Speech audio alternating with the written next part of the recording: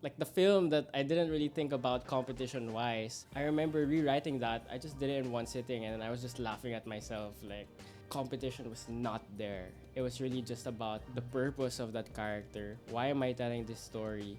Why it has to be told now without the aspect of festivals. It was just me putting my walls down and making something fun. When you remove the competition aspect from your brain, the product that comes after it is something that would be the one to get you more out there. Welcome to Soul, a podcast about the creative soul. Today, we're with award-winning director and producer Jaime Morados. We talk about his journey as a filmmaker, how he won awards, creating from his roots, and the legacy that he wants to leave.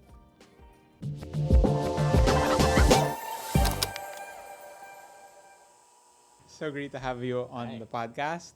How's your walk? Well, How was your...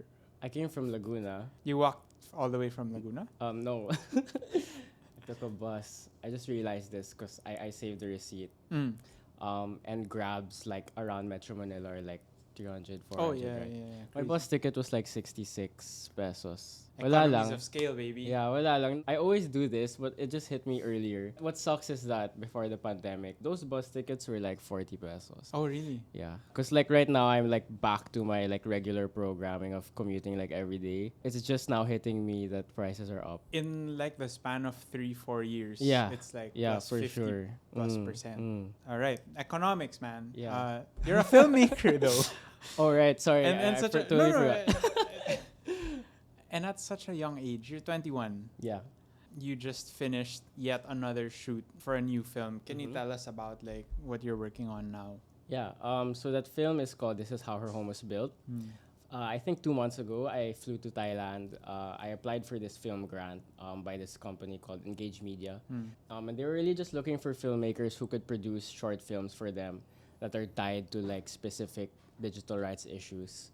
So I'm a historical advocate. So I really advocate for teaching about proper history lessons about Philippine history. Well, a lot of my films are always historical.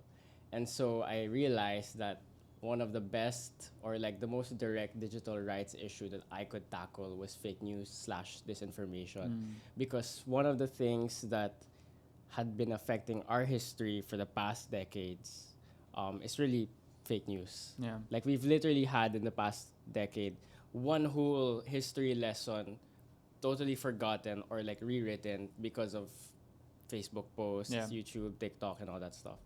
So yeah, This Is How Our Home Was Built was basically about the rise of fake news and disinformation. It's not really like a narrative film. It's my first time diving into like very experimental filmmaking. So there's stop motion, there's shadow plays. I'm getting stressed just thinking about it because it was one of my most stressful emotionally. Because when I write, I'm very linear and everything is very like, there's always a formula for my stories. But this time it was really just me reflecting on, oh my God, what if the world is taken over by these fake news parasites that basically the film is kind of, it just has different versions of Manila and then this girl trying to navigate her way through the real one. Yeah. While at the same time seeing what was behind all of these buildings that were built. Galing. Ayun, so we kind of talk about the people who died. For example, the film center in Pasay, which was basically a bunch of construction workers died because the building collapsed because it was very rushed. Yeah. But still, the Manila Film Festival was continued. All of those stuff, in very subtle context, not in the way that I just said now. But yeah, it's gonna be premiering in December 9, in Human Rights Day, Cool. in UPFI. It's almost an advocacy now. I mean, the way that you're talking about it, very passionate. What got you into like your passion for history? I love saying this story because I feel like it's so absurd. So when I was 9, I was home alone, and then I snuck in my parents' room. I know that my parents had a DVD of Jose Rizal, that film by Marilu Diaz-Abaya. So I watched that because I really loved learning about Jose Rizal in my history books. And if you've watched that film, it's not really for kids. Like in the first like 10 minutes, there's a rape scene. You're 9 years old. Yeah, so I remember watching that with no parents, no parental guidance. The woman was being raped by a priest. So especially someone growing up from church, I was what the heck am I watching? Like this is so basically it was me getting out of my rock, and what was sad was that I was alone and I never really got to talk to my parents about it afterwards. But what triggered me when I watched that film was all of these questions about history, about church, and like being in general, because I was like, because basically that was like one of my first times being exposed to like really bad, something really bad basically. I feel like life was like sugar coated up until that point. Ever since that uh, screening, I feel like that's where my love for, or I guess my curiosity about history would like grow. And I really thought that that could only be discovered through film, which kind of led me to writing my first kind of historical film, which is what I was most known for years ago. I was only 14 when I shot that. Wow. It was called Amusal. You can watch it online actually. Just search Amusal ang tatlong magkakapatid, and it's about three siblings fighting over land that came from their biological father, who was a priest. Ayun, and that was the film that led to all my festival journeys. Like I started my festival journey at right after that with that film. How did that work? Parang you get discovered and then people approach you like they like, yo, I love your film, let me try to get you a grant for ganito ganyan. Like I mean I don't even know how it works as someone who's not immersed in the film industry. Usually to get into like the indie film scene here in the Philippines, especially as a student, you always start with student university festivals. I didn't start with a university film fest with Almosal. It was actually an exhibit in Ayala Museum by Nick De Ocampo. It was called 100 Films for 100 Years, Alternative Cinema. So it was an exhibit there. They were basically showing excerpts lang. And I guess Nick De Ocampo kasi he's a film historian, the best one here in the Philippines. So I guess when he saw my film, he's like, oh, this is like cool. And I remember that changed my life because right below my film was Eli Buendia's music video like that he directed. So I was like, why am I here? You know, with all of these award-winning filmmakers. But right after that, I got into UP Los Baños' film festival, and a bunch more. I guess that's where I really got this quote-unquote discovered. Like for example, in UPLB's Film Fest, it's called Pelicultura, Calabarzon Film Festival. One of the judges, his name is Keith Delhero. That was back in 2018, 2019. He fought for my film, Amosal, to win.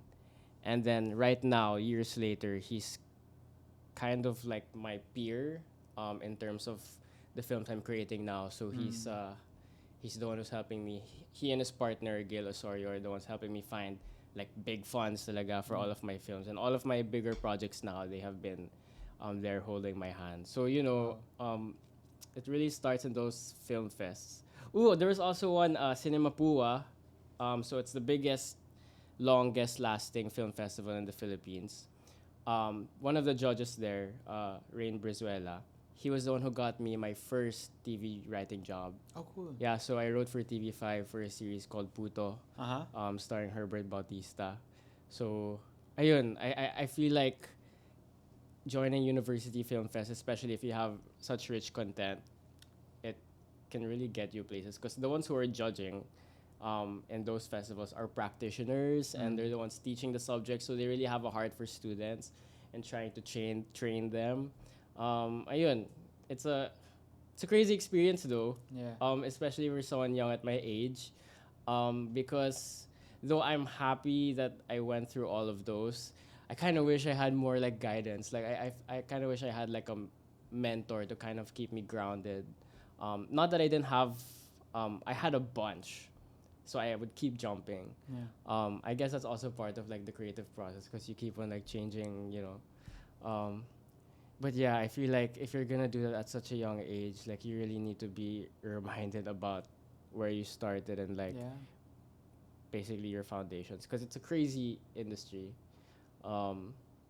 You will really get like, I don't know how to explain it. It's kind of like a roller coaster talaga siya. Yeah. Yeah. Does the pressure get to you? Or Oh is it yeah, like definitely. There's so much pressure, especially if you're young. which sucks because like you'd expect that the fact that you're young, like they wouldn't give you that much pressure. Yeah. Um, but the film festival route is very competitive. Eh. I remember one of my kind of hurts was that one being a Christian, and one being not from a known school. Like I was in a small school in Alabang that time. Eh. When I'm joining conversations, they would talk about my film. Oh, they love my film. Ganon, the other people who are in the competition with me, and then when they find out I'm a Christian or like they find out I'm not from a like La Salle or Ateneo or something, they kind of close their doors, or like there's a wall na bigla. Like suddenly I'm not this person who's like open to what they believe, which is super opposite of who I am.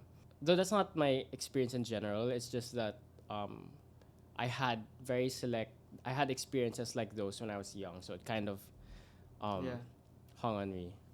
I'm curious, like, even the way that you're so fascinated by, let's say, that Rizal film, and then just the darkness in history and the chaos that happens, is where do you get your inspiration for writing stories? Naman, is it from your own experience, or do you look outward, or is it a mix of both? Well, I feel like this is common among film writers or well writers in general. It always starts with this curiosity, and that curiosity always ties to something personal. My film right now, I'm developing this film. It would be my most expensive film to date. I have no funding yet, but it's called Bernadette Among Others. It's this space World War II period jazz, Filipino jazz film about Bernadette, who's on tour across the galaxy. But when she finds out that her family's not picking up her calls anymore because of World War II back at home, she wants to go back to Earth. So just with that log line, you're like, what the... Like, how is that personal? Like, where does that writing come from? And I remember when I was talking to my producer about it, because she was like, where did you think of that? So I told her, I was like, this film is just a visual representation of my fear being away from home. So she was like, okay. So, like, when we were reading the story, it just made more sense na parang this character wants to go home so bad, even if she's risked everything. And she's now in an environment where she doesn't really recognize. Literally, everyone looks different. They're all aliens. And you're risking your whole like back story, just for your career. It kind of like changes. It raises that question kasi na parang like career or family thing, which I personally struggle with. Like I've always questioned to myself like, I'm willing to leave the Philippines if it means a better career for me and my partner. But at the same time, I love my family and all my friends so much. So like, which do I pick? So it's basically that experience with this film. It's just more exaggerating because they're aliens. Right. With Philippine jazz. What? Where do you get all these elements? So parang the root of the story is very clear and how you're personally connected to it. Now parang what? How did aliens come onto the scene, or like jazz and all? That's where like the brainstorming comes up in terms of like, here comes the pegs and I watched something like this and now I want to make something like that. So Bernadette Among Others was me watching Whiplash, La La Land, and this film by Kenneth Dagatan, which was in Sundance Film Festival this year, called In My Mother's Skin. So it's all of those elements, and I'm like, and I'm a drummer, and I had learned about like Philippine jazz from the 40s, about there were jazz musicians here, but they never really boomed. What they did was like they would fly to India, they would fly to Japan and build their careers there, which is also what inspired the story of Bernadette. So, you know, that's where all the pegs come in. Galing. And they're aliens because I was like, if I move to another country and not recognize anyone, basically they're kind of just like aliens to me. So it's basically just like that, exaggerated nuances of life plus pegs. What makes a good film for you? Oh, I hate that question. A lot of people will probably like, well, a lot of critics, maybe a lot of directors will not like my answer to this because when people ask me that, I'm just like, if you enjoy it for you, then okay, that's great. Yeah. Like, I'm not the type na parang, oh, it has to have this storyline, or like, it has to have a deep meaning. It has to be political. Like, no, if you enjoy it and you think it's good, then that's enough for you. Yeah. I mean, like, that movie was made for specific audiences naman. And if you were that audience, then I guess it worked. You know, all films will have their own audiences naman. I guess, like, on the business side, you know, you have like flops and all that. That's a different story naman, and directors don't really always care about that. Yeah. But yeah, if you think it's good, you know, I have my fair share of quote unquote quote unquote guilty pleasures. Yeah. Legally Blonde. Yeah.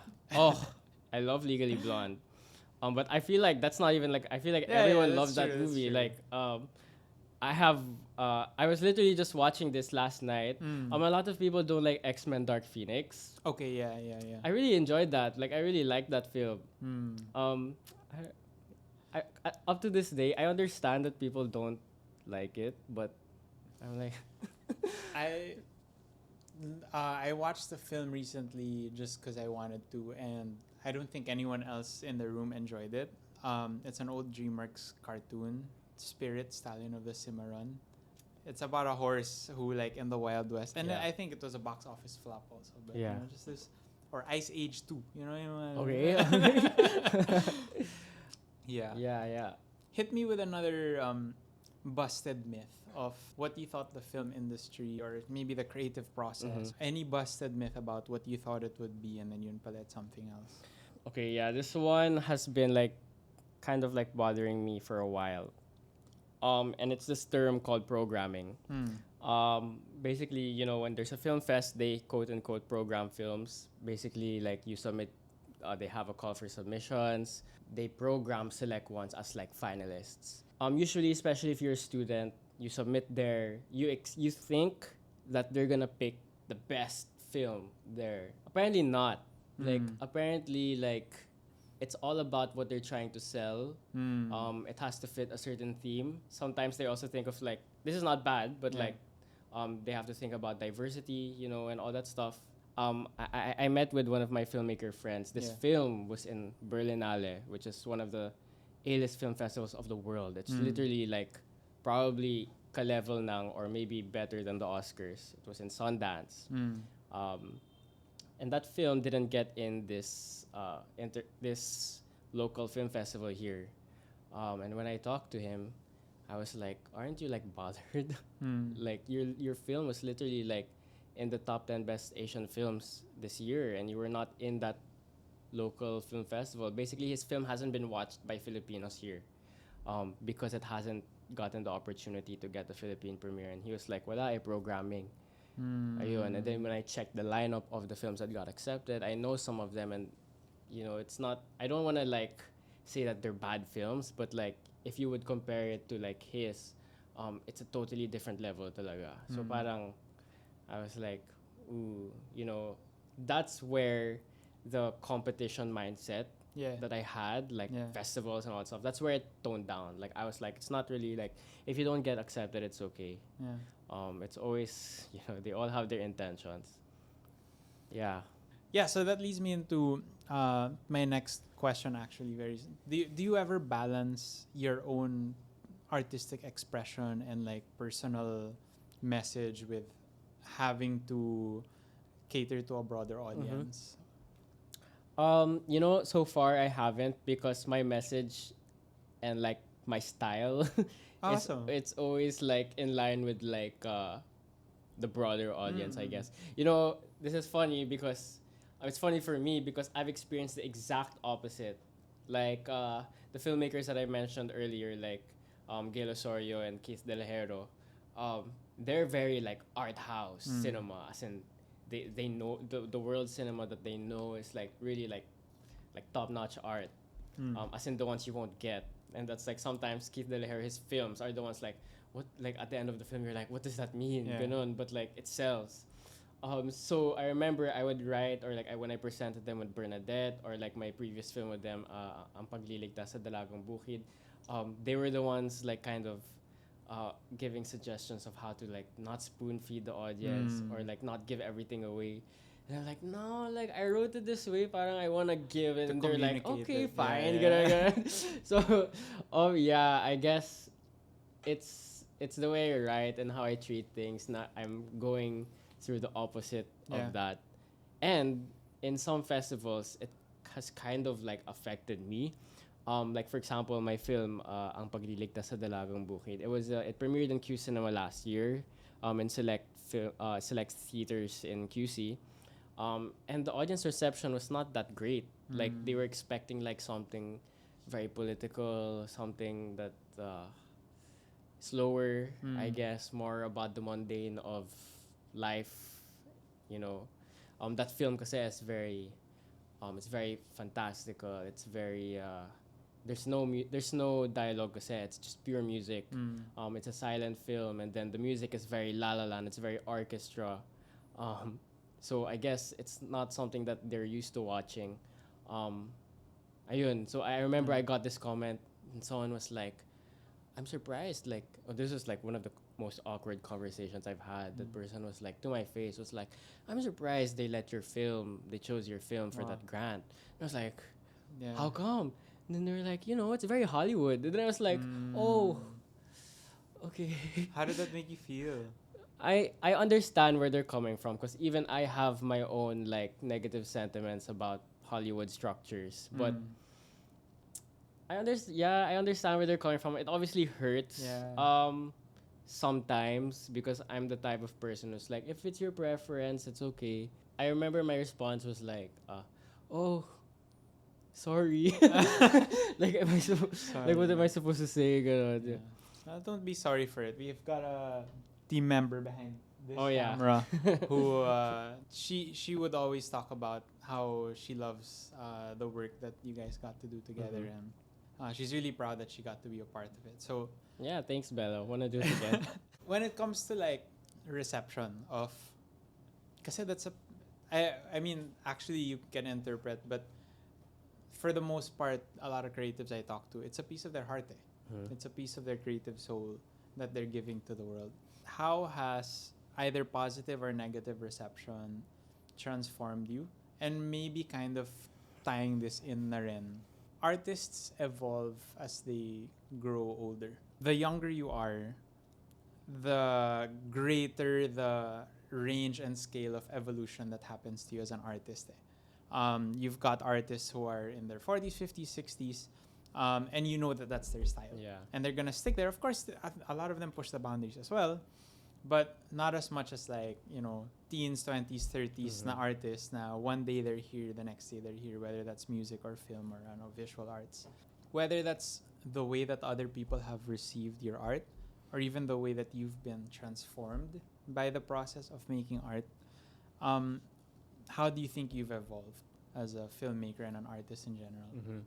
I kind of wish that I learned about how to how to process reception of my films earlier, because when you're starting in filmmaking, especially if you're learning about it in school, they kind of just teach you to like do what you want, be free creatively. And only when I got to my biggest festival did I learn about how to receive reception, and that was only last year. It was my first time, which was related to earlier. It was my first time to receive negative reception for a film that I made. What sucks is that that film was like kind of, compared to my previous films, it was my most personal one. Yeah. That film was about so Ang Pagliligtas sa Dalagang Bukid was about this guy who was trying to save the first film in Philippine history. This is a true story. Not the saving, but the first film in Philippine history, which is Dalagang Bukid, which premiered in 1919. We don't have copies of it. So the film was about this guy who watched that film with his girlfriend one day in 1919, and then fast forward to the studio that made it burning, and the copy of it burning also. So he tries to save it in that studio, but he ends up inside the film and tries to save the main character who's there and try to let her out. That story kasi was me trying to find I remember I found this drawing that I made when I was like 10, 11. Um, it was a drawing of me. Then there was like a chat box on top. One was a history book, and then one was a film reel. Um, so I remember I used that when I pitched, and I said like, I was kind of born to like make this film because tying those two together and like searching for my identity as a Filipino through this film that no one knows about and trying to find bits and pieces of it is really like who I am right now. And then to see like the negative feedback, like someone reviewed it, it was like, because when you watch the short films there, it's in a pack, so all the short films in one go. And then someone said like out of all the films, this was the black sheep, not because it was good, it's because it was so bad. And then I was like, oh man, like I didn't know how to. Not all of it was like negative, like it was a very mid film. There are people who have given feedback na more about the execution, which I love. That film is not perfect. It's far from perfect. I just wish people like kind of had better ways of saying. Yeah, of course. But always like constructive criticism is the one that I really appreciate. So in terms of growth that you were talking about earlier, actually that was the only time that someone when people were kind of like bashing my film, that was the only time I was like affected because that was my biggest audience na kasi. So bigger audiences means different types of people, different writing types. So I learned in that experience na people really have their own different preferences. You can't really please everyone with what you make because even the film that won there, not everyone loved it. There were also like negative criticisms, and when I talked to the directors about it, they were like, if you feel like you accomplished from the shoot pa lang, you've accomplished what you wanted to say, it's okay. It's great to listen to like creative feedback though. That one I take advantage of. Like when someone talks about like, I feel like, can I talk to you first about like this film? It's like, oh yeah. It's like, sure. Then when they do talk about it, I'm more flattered that they care about how I could have done things better rather than just, hey, your film sucked. Like I didn't enjoy it. Like when they start talking, when there are people who start talking about, like their ideas also of how it could have been better, I'm like, oh, I love that. Like for me, that's better than hearing, oh, I love this film, because it's a deeper conversation, and then it's a creative process pa. And they really thought about it. So for me, it's more flattering na, oh, my film stuck with you, not because it was great, but because you thought of like these other things that could have made it better. And for me, that could also be like the spark of like really nice and really great collaborations with other people. So that's where I view reception na. I feel like that's where I've grown. But it's fresh because literally that was like last year now. So I feel like there's still a lot more to learn in that aspect. I haven't even had a big commercial release yet. I'm scared for that. I'm scared of that. I think, did you enjoy the film for what it is? Oh yeah. Then according to your own dude, it was a good film. Yeah. I remember this, and I when we were shooting, and Bella remembers this, there was one scene where it was the last scene in the film where the camera was panning out the couple looking at the studio burning. It's a very beautiful shot, and since we weren't recording audio in that film, I had the freedom to play music while the actors are acting.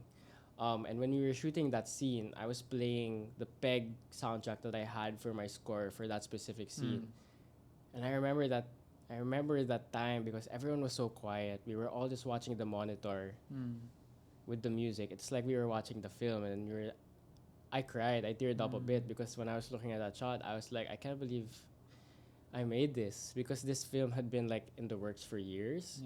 Like we had previous grants, but we had to back out because of COVID. And then when we were shooting that last year, I got COVID, so we had to move the shoot again.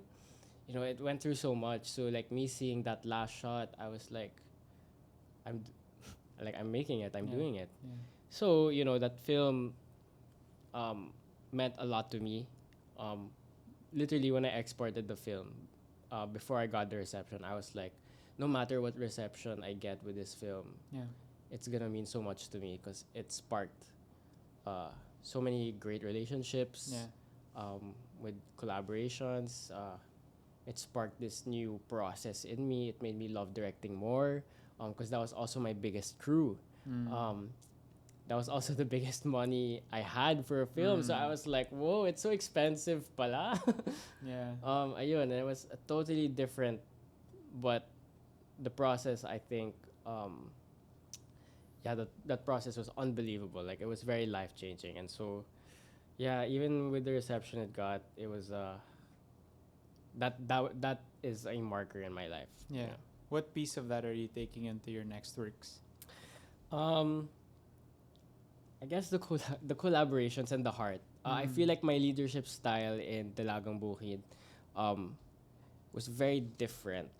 And I got that feedback from my producer. She told me that when she was on set, she said it was one of the best sets that she's been in because I'm not the type of director who's, and I encourage this for anyone who's um, diving into leadership roles, especially in the film industry. I really tried to practice leveling myself with everyone there in the room. I hated the image of a director just sitting down in a different room, looking at the monitor and shouting or like holding a mic. And when talking to their actors, they're like objects lang or like I hired you. So I really wanna remove that because the culture here in the Philippines, especially from um, uh, older films, and it's kind of still evident now, especially in more commercial filmmaking. Na if you're the boss, if you're the director, if you're the producer, you're really like high up there, like, and you have this right to be, quote unquote, like evil or. I don't know. It's just my. Yeah. I'm very turned off by that because how will they be more free creatively, with that aura that you give? Like I feel like when you put yourself among them, you put yourself among your team, try to compromise together in a very not soft but like safe way. The creative juices are way better. Yeah. Ayun. Especially I'm young, so like a lot of people who were working on set there were older than me. My cast was older than me, so it was also weird if I would be like getting mad at them. My AD who was working under me was probably the one getting mad at me majority of the time. Yeah. Okay, well, it's before we hit record, we were talking about Kapeng Muka. And as we're talking about your leadership style and the ways that you are making your dent, you told me that you're teaching or mentoring to other filmmakers. How's that going, and what kind of you have a in a positive way, you have a ways to go, like you have so much room to do so much more in the world. But even now, like, are you thinking about what kind of legacy you want to live or leave, or what kind of like teachings or principles, values you want to leave to those who are looking up to you?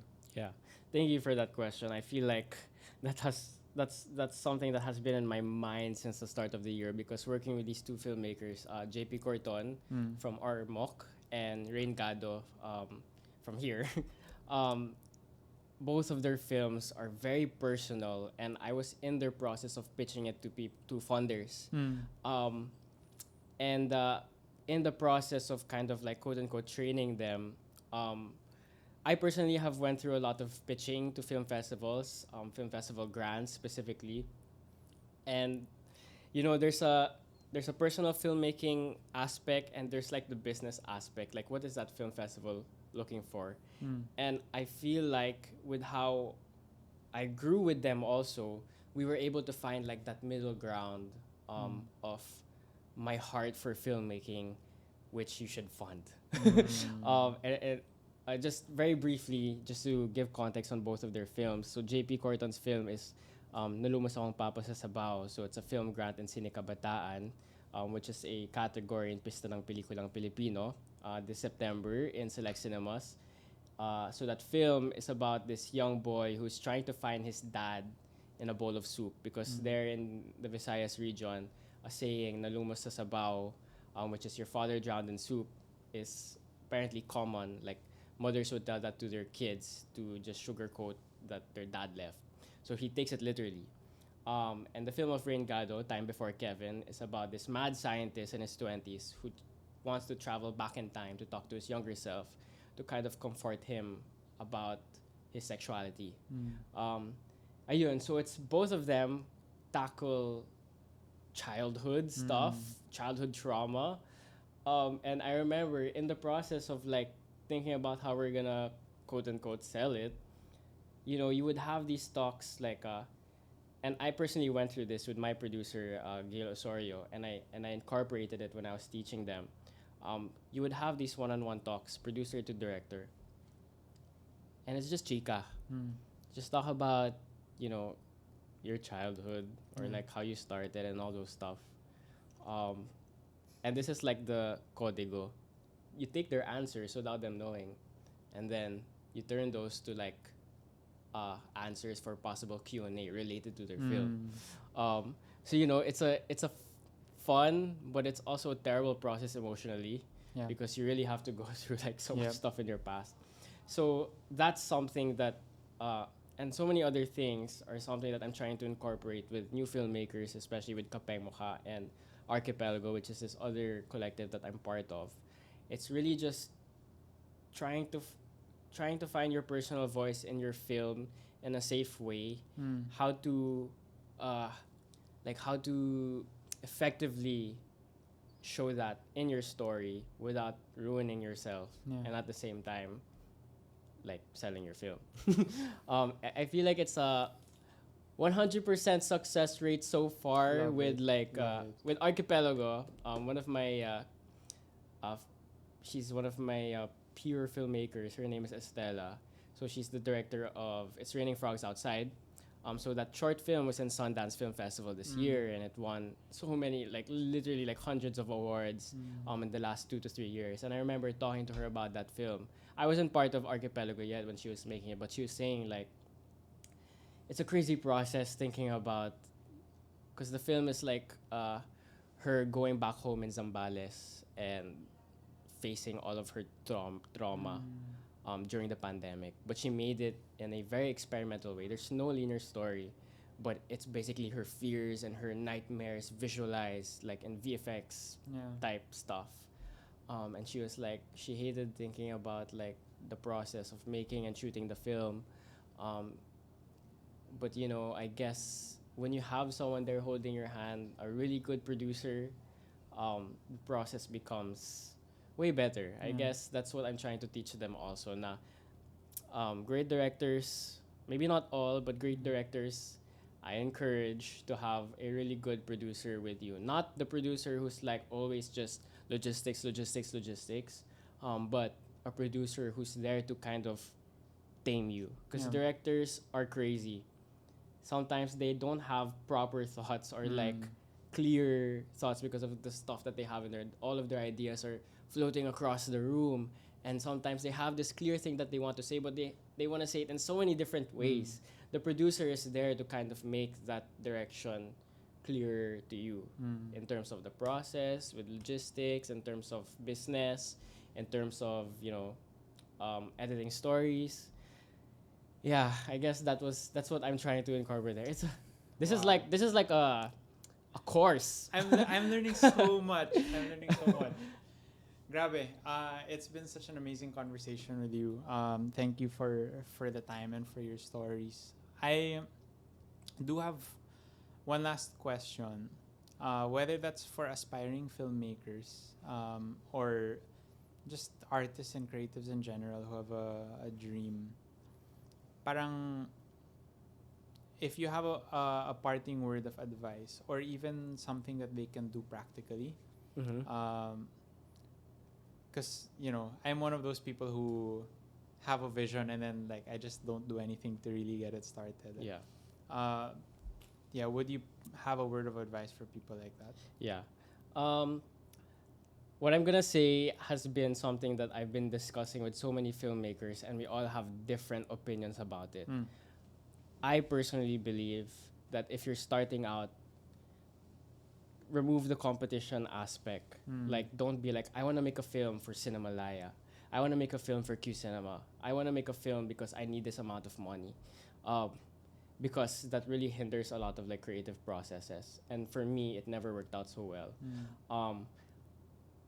I, literally like recently, last week, I got rejected from like 8 festivals. Wow.